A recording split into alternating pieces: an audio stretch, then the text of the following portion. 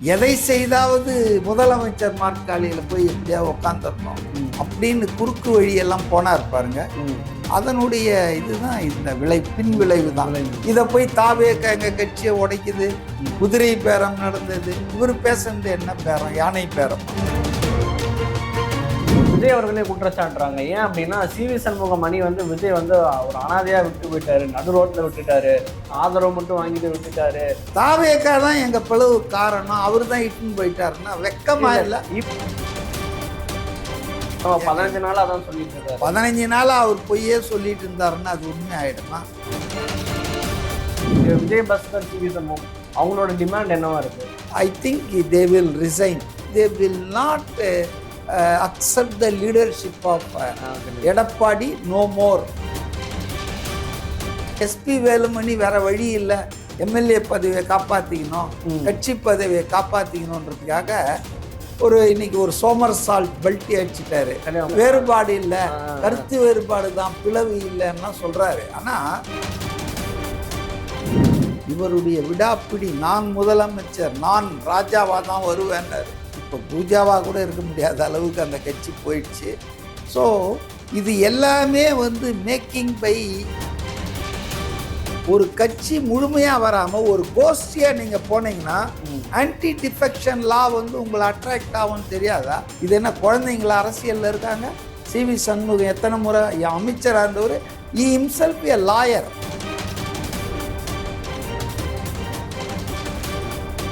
வணக்கம். இன்னைக்கு நம்ம கூட பார்த்தோம்னா அரசியல் விமர்சகர் சி.கே. மதிவாணன் அவர்கள் தான் இருக்காரு. தமிழக அரசியல் பற்றி பல்வேறு விஷயங்கள் பேச போகிறோம், வாங்க பேசலாம். சார் வணக்கம். சார் வணக்கம். எப்படி இருக்கீங்க சார்? நல்லா இருக்கு சார். நேற்று பார்த்தோம்னா தமிழக அரசியலில் கொஞ்சம் இன்ட்ரெஸ்டிங்கான டே அப்படின்னு தான் சொல்லி ஆகணும். ஏன் அப்படின்னா 2 முக்கியமான விஷயங்கள் நடந்திருக்கு. ஒன்று, விஜய் அவர்கள் டெல்லிக்கு போய் பிரதமர் அவர்களை பார்த்துருக்காரு. அது ஒரு முக்கியமான விஷயம்னா, யாருமே எதிர்பார்க்காத மாதிரி இபிஎஸ் அண்டு வேலுமணி தரப்பு 2 பேருமே இணைஞ்சிருக்காங்க. இதுல இருந்தே வந்துடலாம். ஆஃப்டர் எலெக்ஷன் ரிசல்ட் வந்தோடனே 2 அணியா பிரிஞ்சிருந்தாங்க. இபிஎஸ் அணி அண்ட் சிவி சண்முகம் அணி, எஸ்பி வேலுமணி 2 அணியா பிரிஞ்சிருந்தாங்க. பட் ஆனால் நேற்று பார்த்தீங்கன்னா ஆச்சரியப்படுற விதமா இபிஎஸ் அணியும் நம்மளோட வேலுமணி அணி இணைஞ்சிட்டாங்க. பட் ஆனால் சிவி சண்முகம், விஜயபாஸ்கர்லாம் போகல. இது எப்படி பாக்குறீங்க இந்த இணைப்பை? அதிமுகவுக்கு சோதனையான காலம் தாங்க. ஏன்னா 2026 ஜெயிச்சிருந்தாங்கன்னா ஒரு 5 வருஷம்தான் ஒரு கேப், அதுக்கப்புறம் வந்துட்டோன்ற மாதிரி அவங்க சொல்லியிருக்கலாம். பட்டு இன்னொரு 5 வருஷம் எதிர்கட்சி, அதுவும் எதிர்கட்சியை அந்தஸ்துன்றதை கூட இழந்து விட்ட ஒரு எதிர்கட்சி அப்படின்று தொடர் தோல்வியால் அந்த கட்சி துவண்டிருந்த நேரத்தில் வெந்த புண்ணில் வேல் பாய்ச்சுவதுன்னு ஒரு பழமொழி உண்டு, சொல்லாடல். அந்த கட்சியினுடைய தொண்டர்கள், நிர்வாகிகள்லாம் ரொம்ப மனம் வெறுத்து இருக்கும்போது, விரக்தியின் உச்சத்தில் இருக்கும்போது, ஒரு பதவி ஆசையின் காரணமாக எடப்பாடி மக்கள் தீர்ப்பை மதிக்காமல் தீய சக்தி என்று எம்ஜிஆர் அவர்களால் அடையாளப்படுத்தப்பட்ட, அதை அழிக்க வேண்டும் என்று அதிமுகவை துவக்கிய அந்த கொள்கைக்கு நேர்மாறாக திமுகவோடு பேசி, திமுகவின் உதவியோடு அதிமுக ஆட்சி, எடப்பாடி முதலமைச்சர் என்ற ஒரு ஃபார்முலாவை கொண்டு வந்தார் பாருங்க. அமித்ஷாவினுடைய உதவியோடு ஒத்துழைப்போடு. இதை யாரும் ரசிக்கலைங்க அந்த கட்சியில். அதாவது திமுகவோடு கை குலுக்குவது, திமுகவோடு சமரசம் செய்து கொள்வது, திமுகவினுடைய சட்டமன்ற உறுப்பினர்கள் எண்ணிக்கையில் குறைவாக இருக்கிற அதிமுகவை அவர்கள் முதலமைச்சர் ஆக்குறாங்கன்னா அதன் பின்னணியில எப்படி அவங்க இழுத்த இழுப்புக்கெல்லாம் இந்த ஆட்சி போக வேண்டி இருக்கும்ன்றதெல்லாம் எல்லாம் சாதாரண ஆட்களுக்கு தெரிகிற உண்மைகள் தான். ஆனால் எடப்பாடிக்கு பதவி மோகம் கண்ணை மறைச்சதால எம்ஜிஆர், ஜெயலலிதா இவங்க 2 பேர் தான் அதிமுகவுடைய ஐகான்ஸ். அந்த 2 பேருடைய வழியிலிருந்து விலகி சுயநலத்துக்காக திமுகவோட ஏற்கனவே அவர் கள்ள உறவு வச்சிருக்காருன்றது தான் நீண்ட காலமாக இருக்கிற ஆனால் நிரூபிக்கப்படாத ஒரு குற்றச்சாட்டு. அதனால தான் கொடநாடு கொலை கொள்ளை வழக்கில் தேர்தலுக்கு முன்பு 2021 தேர்தலுக்கு முன்பு நான் எடப்பாடியை சிறையில் தள்ளுவேன் அப்படி இப்படிலாம் வீரவசனம் போட்ட திமுக நிர்வாகிகள், அமைச்சர்கள் எதிர்கட்சியாக இருக்கும்போது 5 வருஷம் அதில் ஒன்றுமே செய்யல. So there was a compromise already between DMK and ஏடிஎம்கேன்றது அரசல் புரசலாக இருந்தது தான்.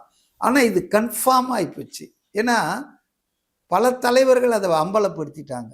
சிபிஎம் தலைவர், சிபிஐ தலைவர், காங்கிரஸ் தலைவர்கள், விடுதலை சிறுத்தை கட்சி தலைவர்கள் எல்லாருமே, ஈவன் சாஃப்ட் ஸ்போக்கன் பேராசிரியர் காதர் மொய்தீன் முஸ்லீம் லீக் கூட அம்பலப்படுத்திட்டார்.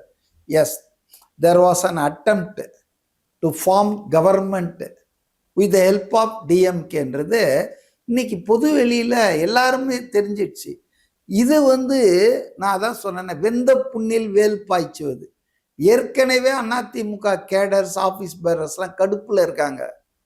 அந்த கடுப்பில் இருக்கிறவங்களுக்கு இவர் இந்த மாதிரி ஒரு சதியை பண்ணாருன்னு போது நிச்சயமாக அந்த கட்சியில் டிஃப்ரென்ஸ் வந்துடும் இல்லை. அதுதான் 25 எம்எல்ஏ இந்த பக்கம், 22 எம்எல்ஏ அவர்கிட்டன்ற மாதிரி கட்சி 2 கூறா பிளந்தது. இதுக்கு பதிலாக இது காரணம் எல்லாம் அதிமுக இன்னைக்கு கரையுதா அப்படின்னு எல்லாரும் டிபேட் நடத்திட்டு இருக்காங்கன்னா, டிபேட் நடத்துறவங்கள குறை சொல்லக்கூடாது. காரணம் எடப்பாடி தான்.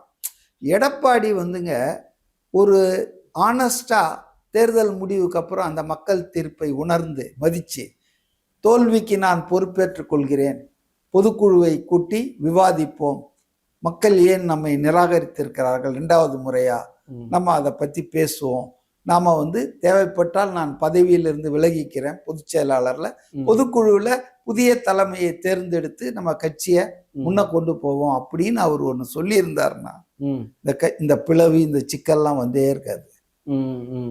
அதுக்கு மாற அவர் என்ன செய்தாலும் பை ஹூக் ஆர் குரூக்னுவாங்க ஆங்கிலத்துல, எதை செய்தாவது முதலமைச்சர் நாற்காலியில போய் எப்படியா உக்காந்துடணும் அப்படின்னு குறுக்கு வழியெல்லாம் போனார் பாருங்க. அதனுடைய இதுதான் இந்த பின் விளைவு தான். இத போய் தாவேக எங்க கட்சியை உடைக்குது, குதிரை பேரம் நடந்தது. இவர் பேசுறது என்ன பேரம்? யானை பேரமா? 47 எம்எல்ஏவை வச்சுக்கிட்டு முதலமைச்சர் ஆகணும்னு திமுக கிட்ட போய் பேசினார பேரம். இது என்ன பேரம்? 2வது, இன்னைக்கு தாவேகாவுக்கு அவசியம் இல்லை. அவங்களுக்கு 118க்கு மேல 120 வந்த அப்புறம் தான் கவர்னரே அவங்கள கூப்பிட்டாரு. அது வரைக்கும் இழுத்துட்டு இருந்தாரா 5 நாளா, போயிட்டு வான்னு. அப்ப 120 எம்எல்ஏ வந்த பிறகு 18 தான் தேவை. அதுக்கு மேல 2 எம்எல்ஏ இருந்த பிறகுதான் அவருக்கு ஆட்சி அமைக்கவே அழைப்பு விடுக்கப்பட்டது. அப்புறம் அவரு எதுக்கு குதிரை பேரம் நடத்தணும், யானை பேரம், மீன் பேரம்லாம் நடத்தணும்? ஒரு பேரம் நடத்த தேவையில்லை. 2வதுங்க, அதிமுகவில் பிளவு என்பதும் இந்த மாதிரி கோஷ்டிகள் அடிச்சுக்கிறதும் பொது வெளியில இதெல்லாம் வெளியே வர்றதும், this is not a new one or first one. முதலும் அல்ல, கடைசியும் அல்ல. நீங்க சொல்றீங்க ஏதோ ஒன்றிணைந்துட்டார்கள்னு. இது ஒட்டு போட்ட சட்டை தாங்க. ஒரு வாரம் கழிச்சு திருப்பி கிழியும். இப்பவே முக்கியமான 2 பேர், விஜயபாஸ்கர் புதுக்கோட்டையில கூட்டம் போட்டு, இவரு விழுப்புரத்துல நம்ம சண்முகம் கூட்டம் போட்டு இருக்காரு, சிவிஎஸ். அதனால அவங்கெல்லாம் நிச்சயமா எடப்பாடியின் தலைமையையும் துரோகத்தையும் அவங்களால சகிச்சுக்கிட்டு, எஸ்பி வேலுமணி வேற வழி இல்லை, எம்எல்ஏ பதவியை காப்பாத்திக்கணும், கட்சி பதவியை காப்பாத்திக்கணும்ன்றதுக்காக இன்னைக்கு ஒரு சோமர் சால்ட் பெல்ட் அடிச்சிட்டாரு. எங்களுக்குள்ள வேறுபாடு இல்ல, கருத்து வேறுபாடு தான், பிளவு இல்லைன்னா சொல்றாரு. ஆனா வேற வழி இல்லாம தான் அவங்க எல்லாம் போயிருக்காங்க பதவிகளை காப்பாற்றி கொள்ள. ஆனா சிவி சண்முகம் அண்டு அந்த விஜயபாஸ்கர்லாம் I think they will resign from ADMK and MLA post.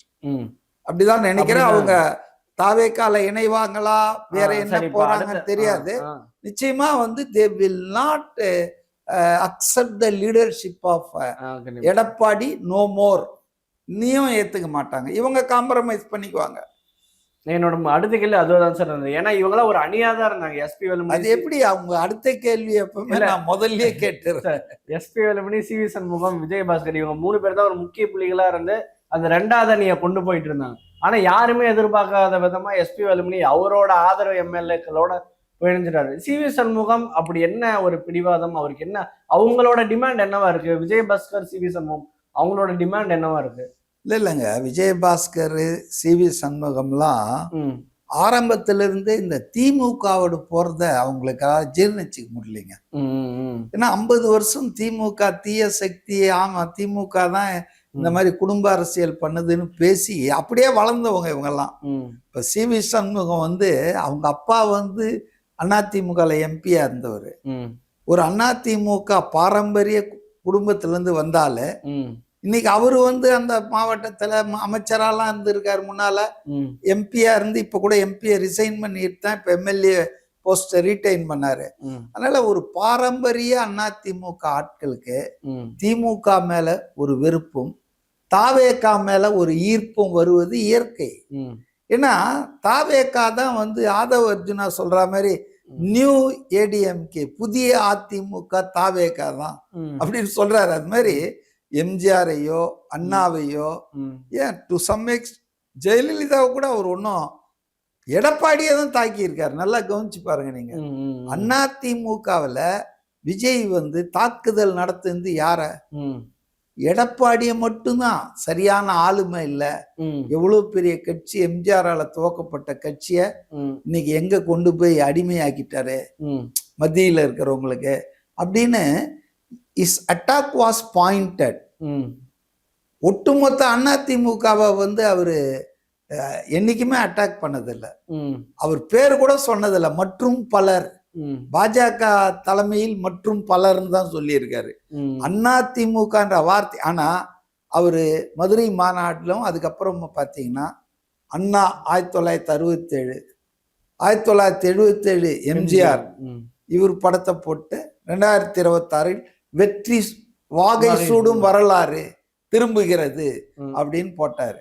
So பர்சனலா அவருக்கு வந்து அதிமுக மேல எந்த வெறுப்பும் இல்லைன்னு தான் நான் புரிஞ்சுக்கிறேன். எம்ஜிஆர் மேல ரொம்ப மதிப்பு இருந்திருக்குது. ஜெயலலிதா மேலையும் அவங்க ஆளுமை நிர்வாகத்திறன் மேல அவருக்கு ஒரு மரியாதை இருந்திருக்கு.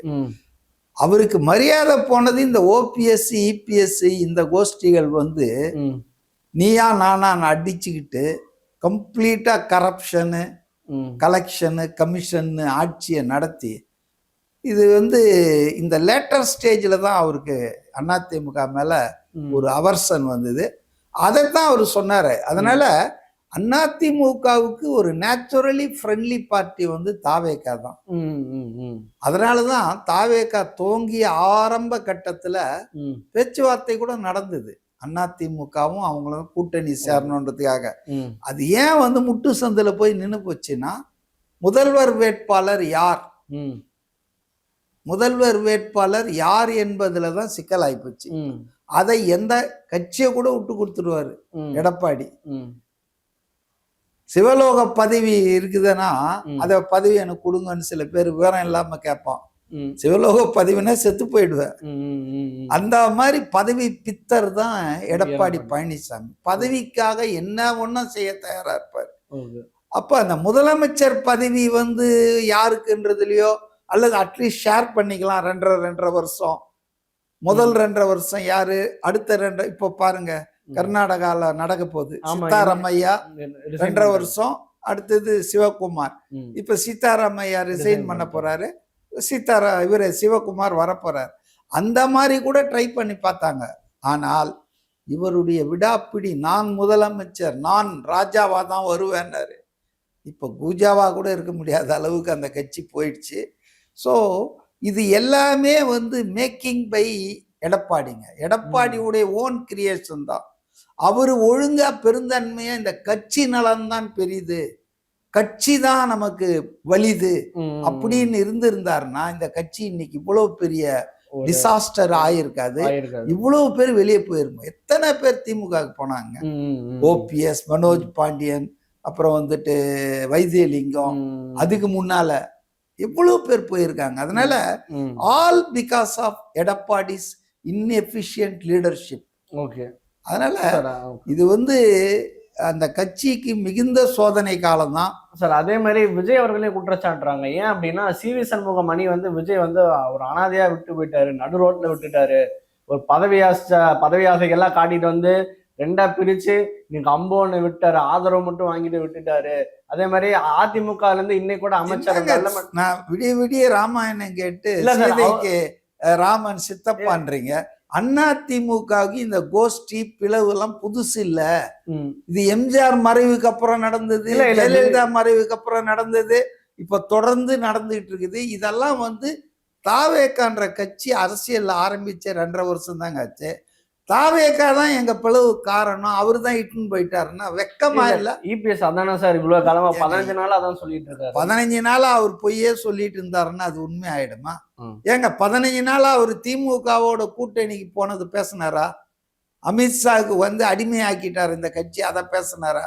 நான் என்ன சொல்ல வரேன்னா, ம். நீங்க கூட வாய் விட்டீங்க, நடு ரோட்ல விட்டு போயிட்டாரு. இல்ல அப்படிதான் சொல்றாங்க சார். ஏங்க கட்சிக்குள்ள கருத்து வேறுபாடு வருது. ம். அவங்க வந்து திமுகவை பரம எதிரியா நினைக்கிறாங்க. சி.வி. சண்முகம், பாரம்பரிய அதிமுக. எடப்பாடி பதவிக்காக என்ன வேணாலும் தியாகம் பண்ணலாம், கட்சியை கூட தியாகம் பண்ணலான்னு அவர் இறங்கினாரு. இதுதான் main difference. Bone of contentions chief minister பதவி தான். அப்போ சண்முகம் போன்றவர்கள் முதல் நாள்ல இருந்தே அவர் தான் பேசினாரு. அவர் காலைங்காத்தால அவருக்கு சொன்னார் 4ஆம் தேதி தேர்தல் முடிவு வருது. தேர்தல் முடிவு வந்தோடனே அவருடைய வெற்றி சான்றிதழை வாங்கி வீட்டில் கொடுத்துட்டு விழுப்புரத்துல அவர் நேரா கிளம்பி வந்திருக்காரு கார்ல வர 2 முன்னாள் திமுக அமைச்சர்கள் அவர்கிட்ட பேசியிருக்காங்க. பேர் சொல்ல அவரு, அண்ணே போறீங்க வெற்றிகரமா முடிச்சுட்டு வாங்க, நல்ல போஸ்ட்டை வாங்கின்னு வாங்க, போர்ட்ஃபோலியோ நல்ல வெயிட்டான போர்ட்ஃபோலியோ வாங்கின்னு வாங்கன்னு இருக்காங்க. இவருக்கு ஒண்ணுமே புரியலையா, என்னடா இது, நம்ம கட்சி தோத்து 3ஆவது இடத்துக்கு போயிருக்கு, நம்ம தான் எம்எல்ஏ ஆயிருக்கோம், பட் நம்ம கட்சியில எல்லாரும் தோத்து இருக்காங்களே, என்ன இவங்க பேசுறாங்கன்னு இவருக்கு ஒன்றும் புரியலையா. முதல்ல அன்னைக்கு ராத்திரி ரொம்ப லேட் ஆகி படுத்துட்டாராம். காலங்காத்தால வந்து இபிஎஸ் கிட்ட இவர் பேசினாரா இல்லை இபிஎஸ் அவரை கூப்பிட்டாரா தெரியாது. அப்போ அந்த செய்தி பரிமாறப்பட்டிருக்கு. நம்ம வந்து அமித்ஷா சொல்லிட்டாரு, டிஎம்கே நம்மளை சப்போர்ட் பண்ணுறாங்க, நான் தான் சீஃப் மினிஸ்டரு, அப்படி இப்படின்னு சொன்ன உடனே தான் அப்பவே இவர் அதை வந்து நோ சப்பு, இது நம்ம செய்யவே கூடாது, இது செஞ்சோம்னா கட்சி பெரிய சேதாரம் ஆயிடும், தயவு பண்ணி அதை பண்ணாதீங்கன்னு சொல்லியிருக்காரு. அதனால அவரை பொறுத்த வரைக்கும் இதுதான் போன் ஆஃப் கன்டென்ஷன். தாவேக்காவுக்கு ஏன் ஆதரவா இருக்காங்கன்னா திமுகவை வீழ்த்தி இருக்காங்க. திமுகவுக்கு மாற்று சக்தியை நாம ஆகணும்னு நினைச்சோம், நம்ம ஆக முடியல.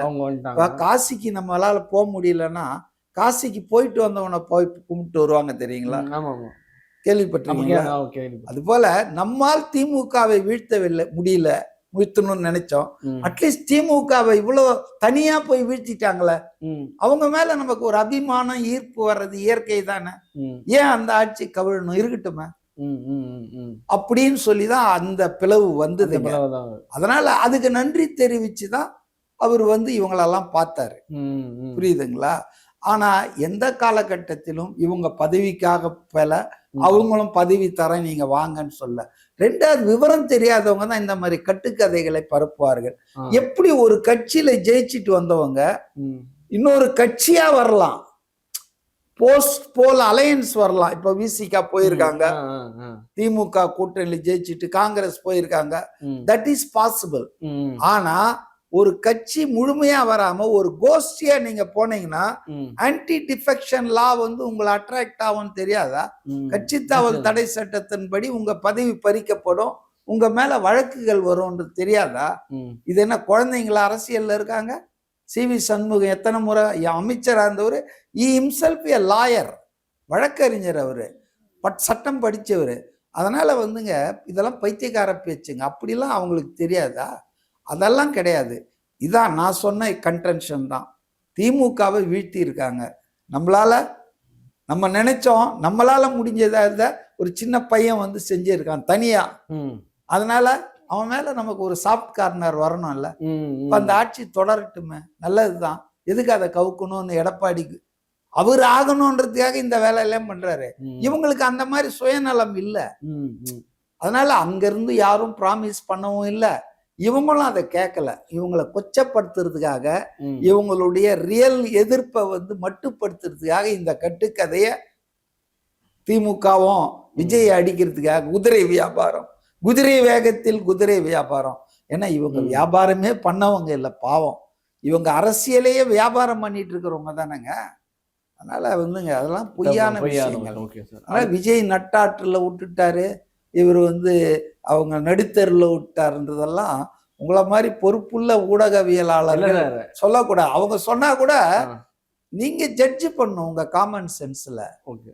இல்ல சார், அவங்க என்ன ஒரு குற்றச்சாட்டு தான் ஒரு அரசு 1000 சொல்றாங்க. குற்றச்சாட்டு சொல்லுவாங்க. ஓகே, அது அவங்க சொல்றாங்க, அவ்வளவுதான். ம். நாம அதை சொல்லக்கூடாது இல்ல, ரிப்பீட் பண்ணக்கூடாது இல்ல. ஓகே. நாம கன்வின்ஸ் ஆனா ரிப்பீட் பண்ணலாம். ஆ, ஓகே. அவங்க சொல்றதுல உண்மை இருக்கு அப்படின்னா அது உண்மை இல்ல. சரி, ஓகே.